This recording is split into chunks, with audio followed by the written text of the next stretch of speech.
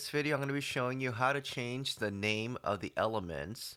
Okay, so if you go on the left side right here, you can see these are the elements right here. So this is an example of a website that I'm creating, and this will be free template that you can use on Showit. And so you go and click on one of the elements here, or you can click it on the left side.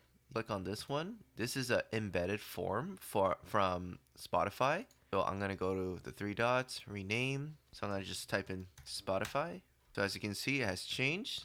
Let's do another one. This one has two elements. This actually has a button background and a text. So I'm gonna type in subscribe on YouTube for send. So three dots, rename, subscribe on YouTube. So there you go. Let's do just one last one. Let's see for contacts. So heading, rename, contact, heading. And that's how you rename an element.